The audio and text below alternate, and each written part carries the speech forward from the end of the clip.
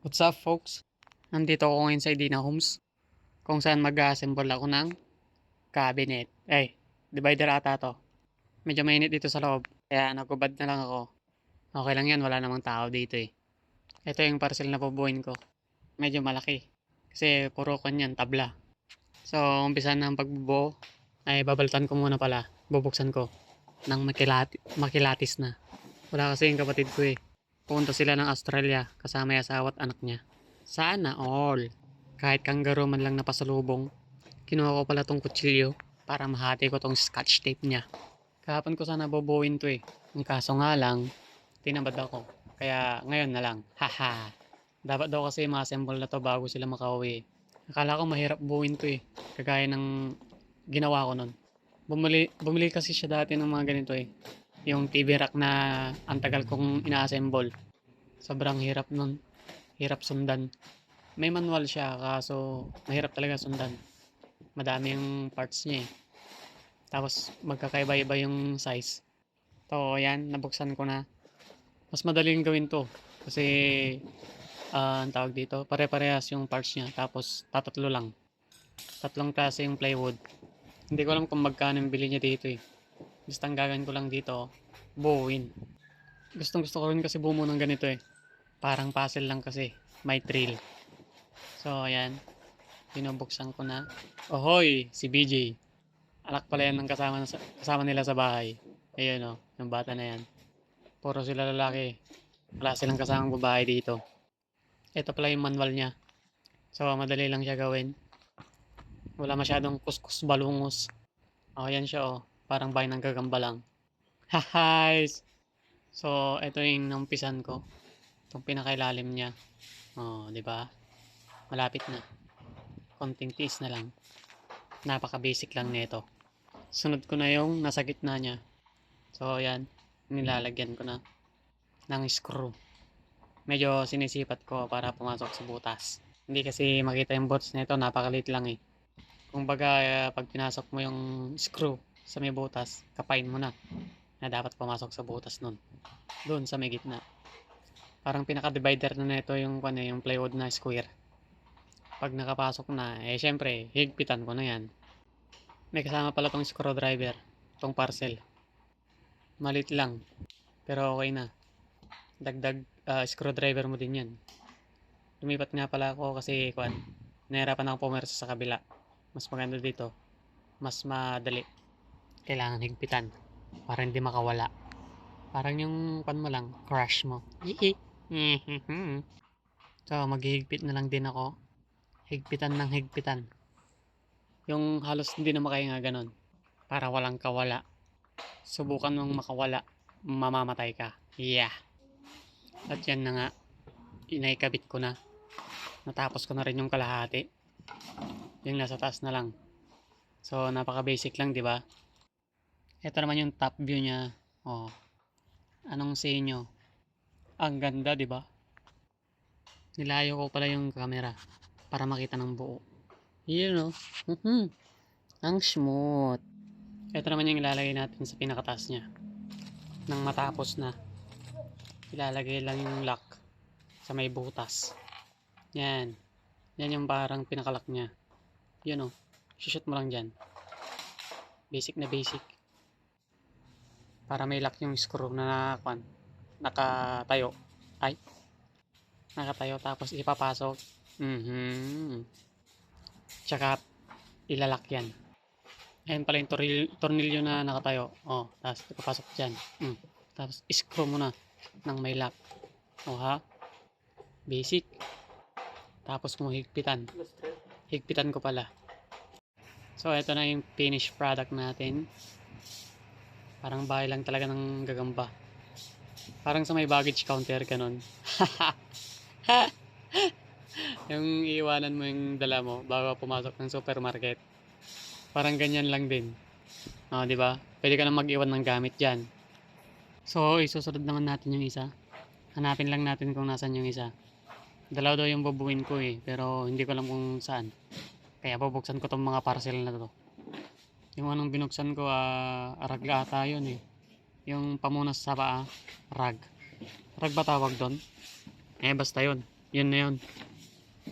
Feeling ko tuloy sa akin yung mga parcel. Haha! Ako yung nagbubukas. Unboxing parcel. So, ito na yun. Binubuksan ko. Ito yung susunod kong bubuin. Medyo mahirap lang buksan. Mahigpit tong kanya eh. Ang tawag dito. Itong balot niya. Medyo makapal din. Pinorward ko na. Para matapos na. Ito na nga yung bubuin ko. Magaan to eh. So, hindi ko alam kung ano to. Noong una hindi ko alam. Kaya, binuksan ko. Pero alam kong paano binubuo to. Hindi ako kasi maintindihan eh. Inchik kasi. Kaya, binuksan ko na ulit. Yan o. Smooth na smooth yung pagkahati. Ito yung next item natin. Plastic. Parang yung tropa mo lang. Plastic. Yung kalidad ng kaibigan mo, Tupperware na. Sobrang kapal. Kapal ng plastic. Matibay pa ka mo. Siyempre may kasama ding manual yan. Ayan o. Nung una akala ko mahirap gawin.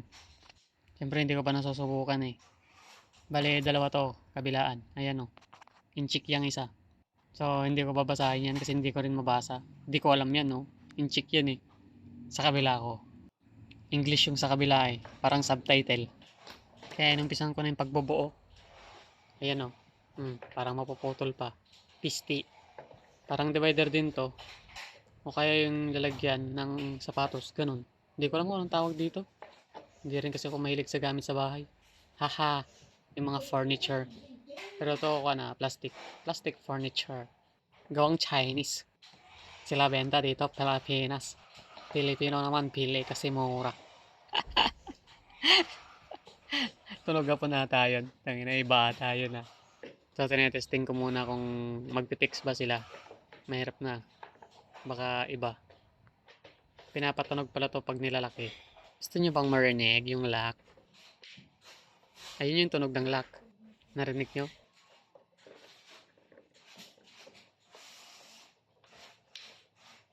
Ang lutong no. Ang sarap sa ears. So isusunod natin yung pinakalikod niya. Hinahanap ko pa eh. Binabasa ko pala yung manual. So ayan na yan. Yan na yun. Isalpak ko muna. Ano ba? Ay manual pala yan. Ito na nga yung pinakalikod niya. Plastic din syempre. Op. Op. I-secure mabuti. Baka kumalas. Sunod naman tong takip. Wala namang ibang pupuntan to kung hindi sa may harapan lang, di ba? Yan na yung pinakapwesto niya eh. Sunod naman tong takip. Yan. Tinignan ko ulit yung manual eh. Mukhang duda rin kasi ako sa pinagagawa ko.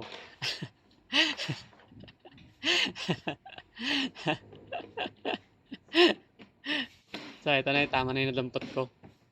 Yan yung pinakataas niya.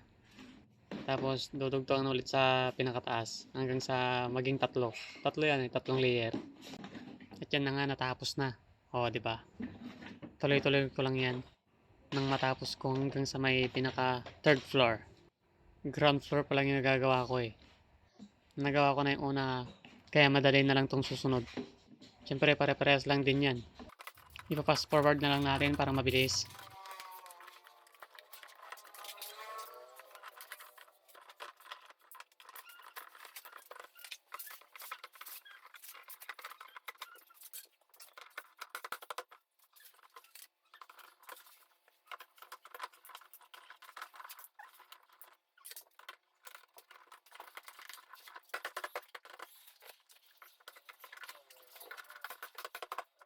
Ito na yung finished product natin. Oh, di ba? Ang liit. Meron pa tayong kailangang ilagay diyan, yung gulong niya.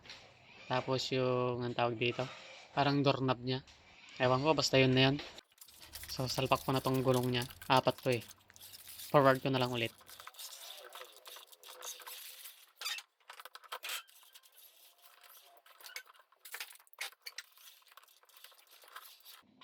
Ayan, tapos na. Okay na siya. Okay kayo. Lamig kayo. O, di ba?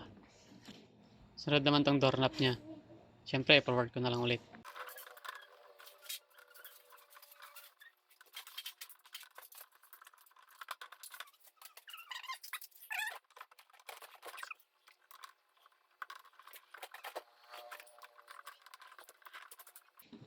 Yan, tapos na.